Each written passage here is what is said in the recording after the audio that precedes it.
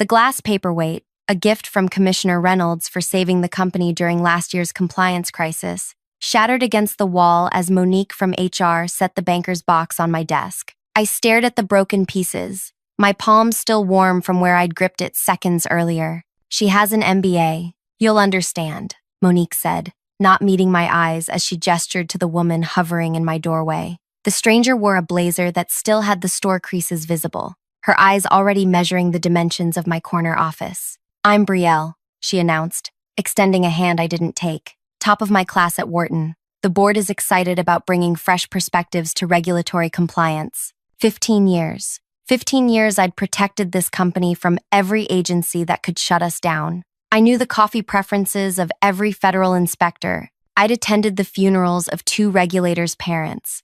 I'd built a compliance system that ran like clockwork while executives slept soundly. The nameplate comes off easily," Brielle added, already touching my door. "I have calligraphy skills. I can make a new one by tomorrow." Without a word, I opened my drawer and removed my leather-bound inspection journal, the one containing 15 years of personal notes on every regulator who'd ever walked through our doors. I placed it in the box alongside the family photos Monique was awkwardly gathering. "The audit team will be here at 4, I said quietly. "We'll handle it," Monique replied, now rearranging pens on what was no longer my desk. "Will you?" I asked. "Commissioner Thomas is leading today's inspection. His son just deployed overseas. His arthritis acts up when it rains. He takes his coffee black with exactly 1 sugar cube, not packet, cube. He hates being called sir and expects whoever manages compliance to know the updated protocols his department released last month." Brielle laughed. "I memorized the regulatory handbook during orientation week. I think I can manage a simple inspection." I nodded once, placed my keycard atop the box, and walked out. The entire floor went silent as I passed. Darcy from accounting covered her mouth. Leo from legal stared at his shoes. Not one of them spoke up. By 3, I sat in my car, rain pattering on the roof as I watched government vehicles pull into reserved spaces. My phone buzzed with panicked texts from former colleagues. At 3:47, the CEO's assistant bolted through the front doors, scanning the parking lot in desperation. When she spotted my car, she ran across the wet pavement, heels splashing through puddles. I rolled down my window just enough to hear her gasping pleas. "Everly, Thomas is threatening an automatic failure. He refuses to speak to anyone but you." Brielle tried showing him her diploma and he walked out. "Please, the CEO authorized me to offer anything." "Anything!" I checked my watch. "How's that MBA working out for everyone?" "Okay, I need to pause for a second. If you've ever been betrayed by someone who underestimated your value, you know exactly how this feels. That moment when they suddenly realize they made a catastrophic mistake, pure vindication. If this story is hitting close to home for you, hit that like button right now and let me know in the comments if you've ever been in Everly's position. And if you're new here, subscribe for more workplace revenge stories that'll have you cheering from your seat. Now, let's get back to what happened next. My name is Everly Tate. I don't have an MBA. What I do have is institutional knowledge that can't be taught in any classroom. I joined this manufacturing company straight out of community college, working my way up from administrative assistant to becoming the regulatory compliance manager. No fancy title, just 15 years of protecting the company from itself. Manufacturing has regulations thicker than encyclopedia sets. One violation can trigger millions in fines or shut down production entirely. I learned every rule, befriended every inspector, and created systems that kept us compliant while our competitors racked up violations. The day before, my humiliation began with unusual silence. People avoided eye contact in the hallways. My assistant Zoe's desk was mysteriously empty. When I asked about her, someone mumbled she'd been reassigned, red flag number 1. Then came the budget meeting. CEO Kent kept referring to upcoming changes in compliance leadership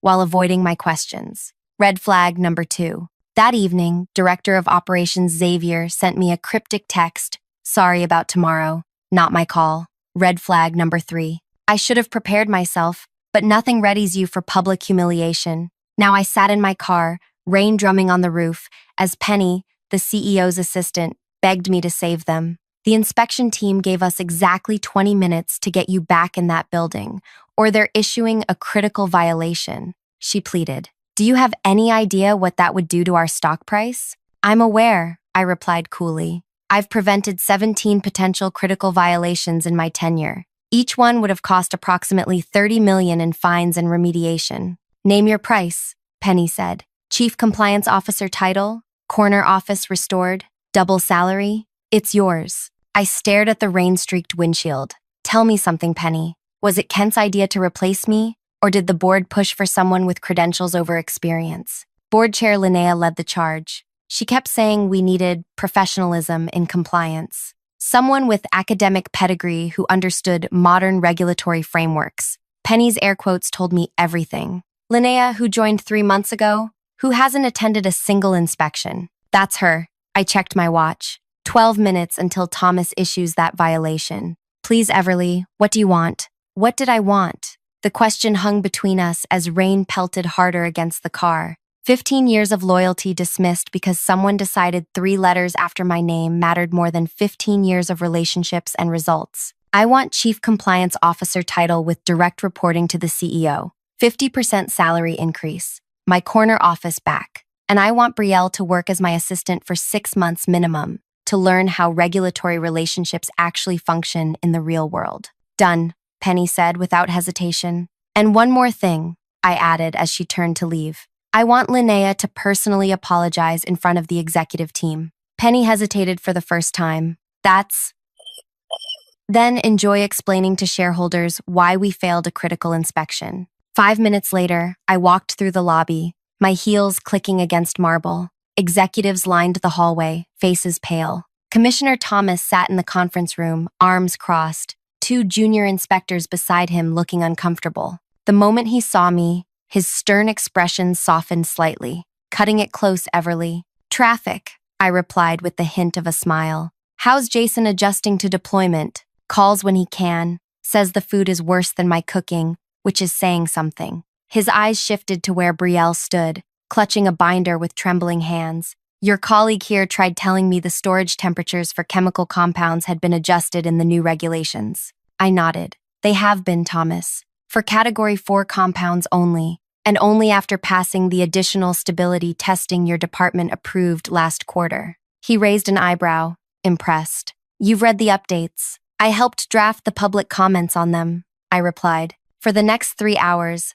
I guided Thomas and his team through every department. I introduced him to new staff, remembered details about his family, and ensured every regulation was not just met, but exceeded. Behind me, Brielle followed silently, watching as I navigated complex regulations, not through memorization, but through relationship. When Thomas finally signed off on the inspection, declaring us fully compliant, CEO Kent pulled me into his office. You were. Irreplaceable? I suggested. We made a mistake, he admitted. Yes, you did. I leaned forward. Now, let's discuss how you're going to fix it, permanently. What Kent didn't know, what none of them knew, was that I hadn't come back just to save today's inspection. I had returned with a plan 15 years in the making, a plan that would ensure no one ever underestimated me again. But first, I needed to get my office back and watch Brielle's face as she cleared out her 3-hour attempt at redecorating. The office removal crew worked quickly. I stood in the doorway, arms crossed, as Brielle's designer notebooks and framed MBA diploma came down from my walls. She hovered nearby, lips pressed into a thin line, eyes darting between me and Kent, who supervised the transition with visible discomfort. The personnel paperwork for her new position needs to be processed by end of day, I reminded Kent, not bothering to lower my voice. Assistant to the Chief Compliance Officer. That's me, by the way. Kent nodded, avoiding Brielle's glare. HR is handling it now. When they finished, I walked into my restored office,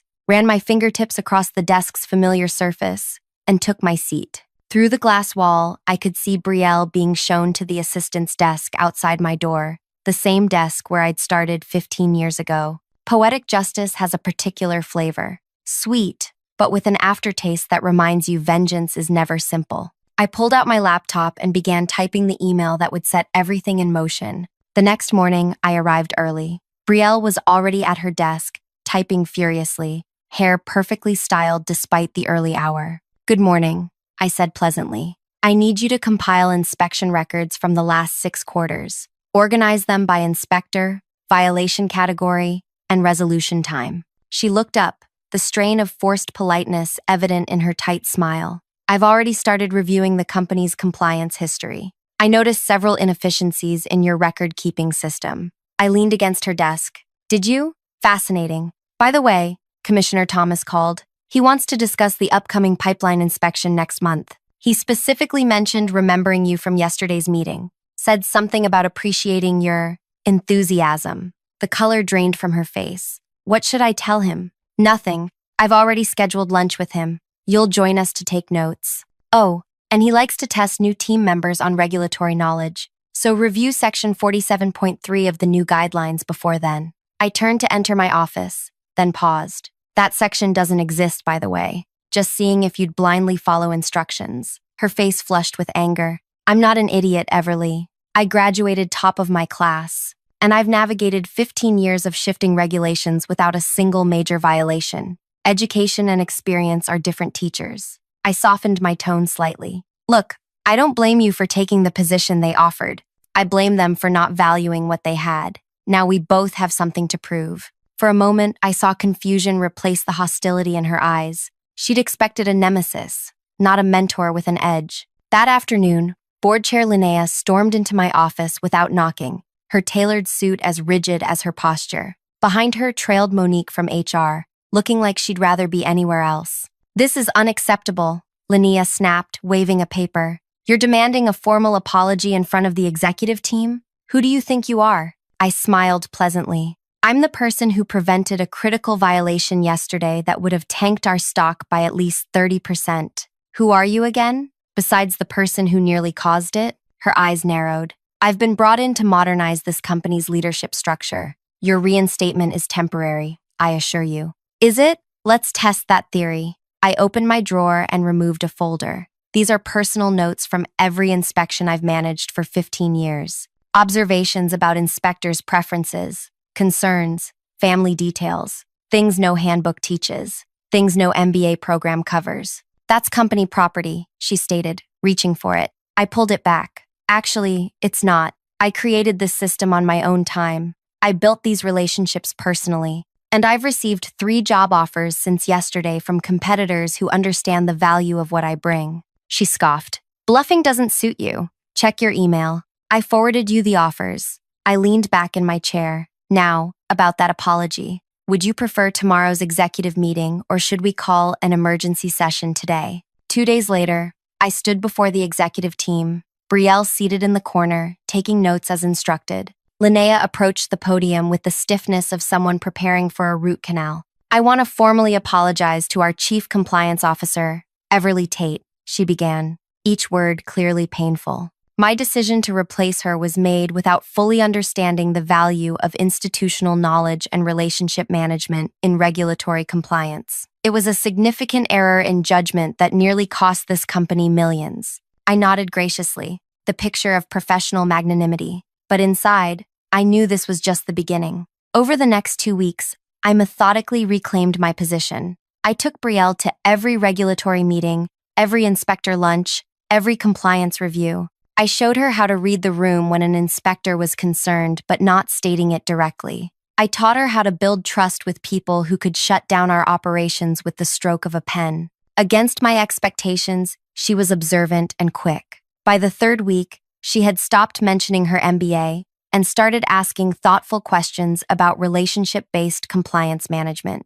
Why did you thank Inspector Marlene for her thoroughness when she found that minor labeling issue? Brielle asked after one meeting. Shouldn't we want fewer findings? Marlene prides herself on attention to detail, I explained. By appreciating her thoroughness, I acknowledged her professional identity. She found something minor because she needs to document her value, but she overlooked 3 potential major findings because she trusts us to fix them before her next visit. Brielle's eyes widened with understanding. That's brilliant. They didn't teach us that at Wharton.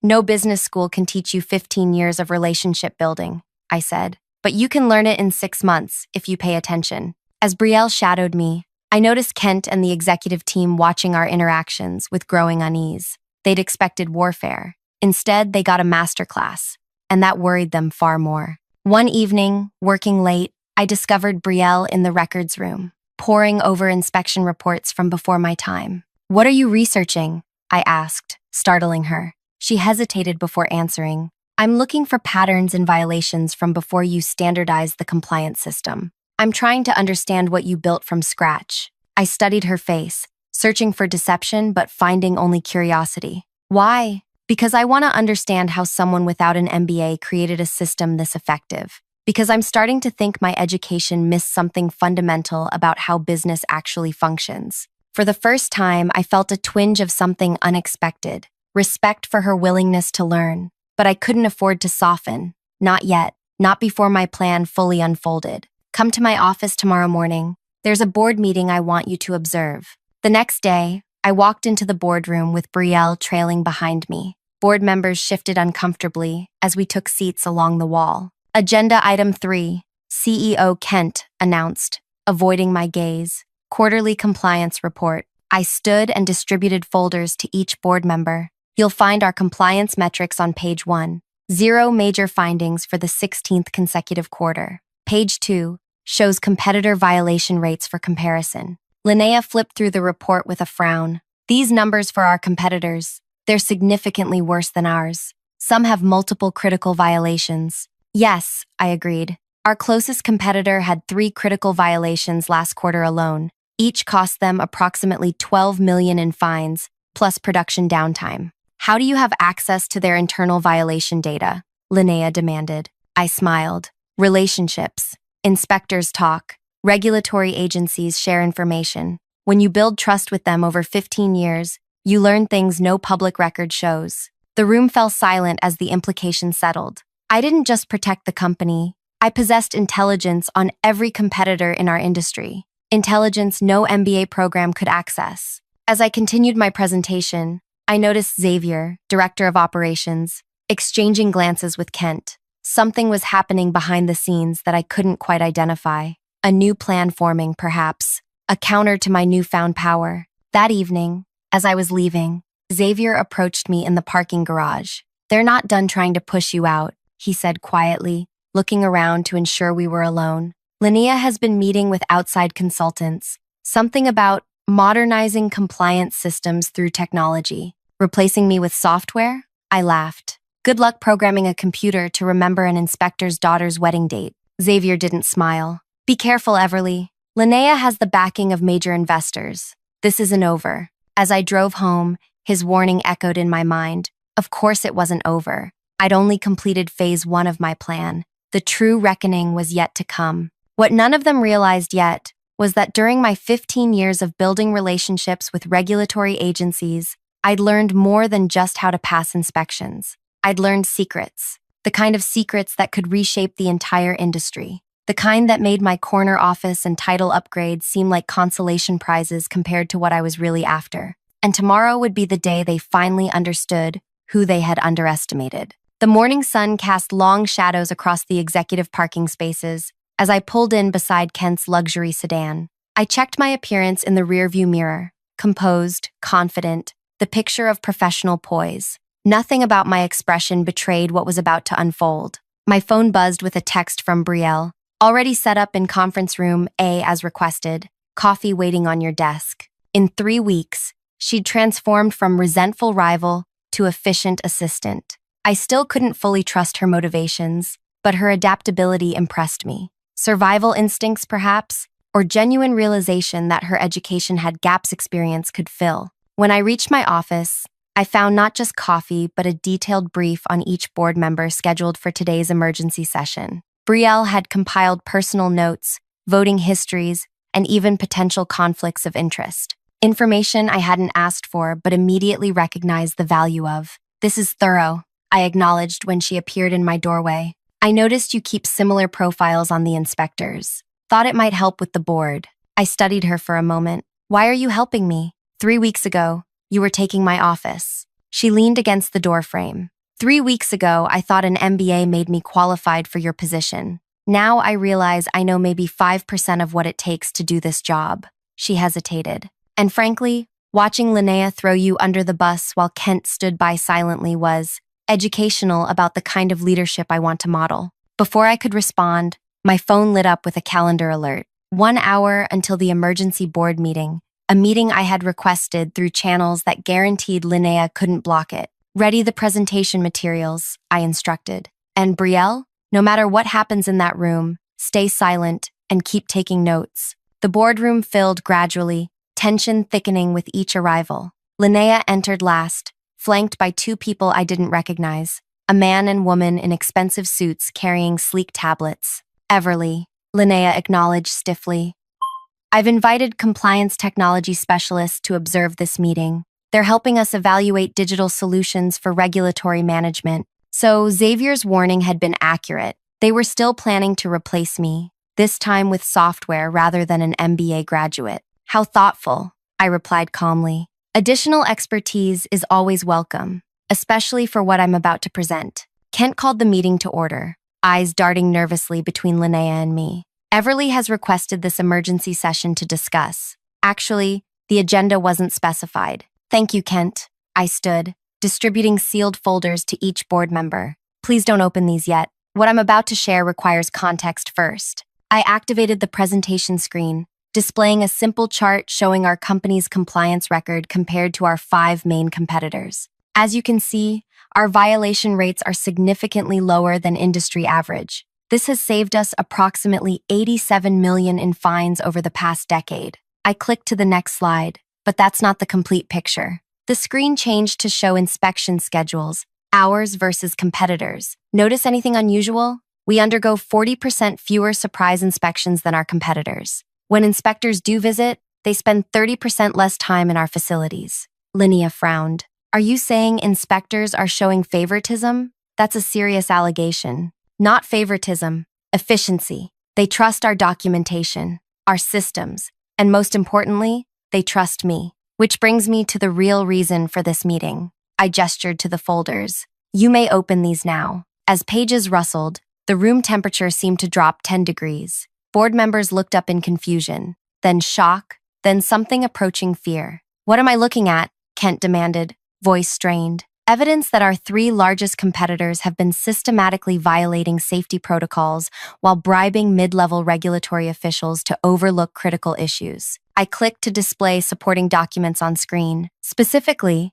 ClearPath Industries, Weber Manufacturing, and Apex Solutions have each compromised safety standards that directly affect public health. The technology consultants Linnea had brought exchanged alarmed glances. How did you obtain this information? Linnea asked, her voice sharp. Relationships. The same ones you tried to replace with an MBA and now want to replace with software. I moved to the next slide. Senior regulatory officials have been investigating these violations for months. They've kept me informed because of the trust we've built. These companies will be facing charges within 30 days. The room erupted in overlapping questions. I raised a hand for silence. Our company has been offered 2 options. Option 1, become a witness in the federal investigation, sharing everything we know about industry practices. This would provide us immunity and potentially exclusive access to government contracts when our competitors face debarment. Kent leaned forward. And option 2, be investigated alongside them. Inspectors assume similar practices across competing companies. Without someone they trust vouching for our compliance, we'd be presumed guilty by association. Linnea's face had gone ashen. These are publicly traded companies. If what you're saying is true, their stock will collapse when this becomes public. Yes, it will. In approximately 27 days, according to the investigation timeline. I paused, letting the implications sink in. Which brings me to my proposal. I distributed a second set of folders. This is a restructuring plan for our compliance department. It expands my team, increases my direct authority over production protocols, and establishes an ethics committee that reports directly to me rather than to the board. Kent flipped through the document, eyes widening. This would give you unprecedented authority within the company structure. It would give our compliance function the authority it needs to protect this company when our industry faces its biggest regulatory crisis in decades. Linnea slammed her folder shut. This is blackmail. You're leveraging confidential regulatory information to expand your power. I'm leveraging relationships I've built over 15 years to save this company from becoming collateral damage in an industry-wide investigation. I turned to face her directly. The same relationships you deemed less valuable than an MBA or compliance software. The room fell silent as board members exchanged nervous glances. I had them cornered, and everyone knew it. The consultant who'd come to replace me with technology stared at his tablet,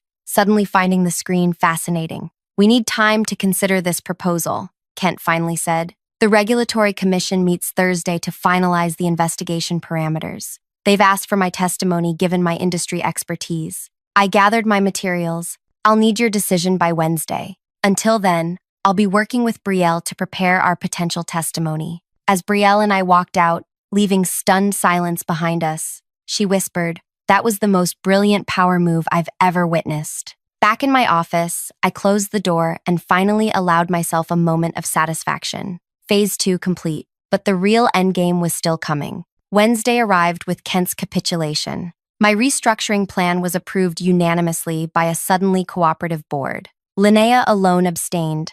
Her future influence clearly diminished. 2 weeks later, the regulatory investigation became public. As predicted, our competitors' stock plummeted as violations were exposed. Our company, positioned as a cooperative witness with model compliance systems, saw its market value increase by 30% in a single day. I sat in my expanded corner office, now with an adjacent conference room, reviewing applications for my growing compliance team. Brielle entered with the afternoon reports. "The Weber Manufacturing CEO just resigned," she announced. "Their board is being restructured under regulatory supervision." "Predictable," I noted, signing off on the reports. "How are we positioned for their government contracts?" "Already submitted preliminary bids as you suggested. We're favorably positioned given our compliance record and cooperation with investigators." I nodded, satisfied. "And the executive retreat preparations?" "Confirmed. You'll be leading the 3-day training session on ethical leadership. Kent suggested it should be mandatory for all board members." She paused, "Including Linnea." "Perfect." I leaned back in my chair, finally allowing myself a genuine smile. "You know, Brielle, your 6-month assistant term ends next week." She tensed slightly. "I've been meaning to discuss that. I've created a new position, Deputy Compliance Officer. The role reports directly to me, but carries significant independent authority. The job description requires both formal education and demonstrated relationship management skills." Understanding dawned on her face. "You're offering me a promotion. I'm offering you the opportunity to earn one. The position starts with a 6-month probationary period. You'll need to prove you've learned the lessons I've been teaching." "Why would you do this after how I came in?" I considered the question carefully. Because revenge isn't just about destroying your enemies. Sometimes it's about transforming the system that enabled them. I handed her the job description. "Besides, you've shown you can learn from mistakes, unlike some of our leadership."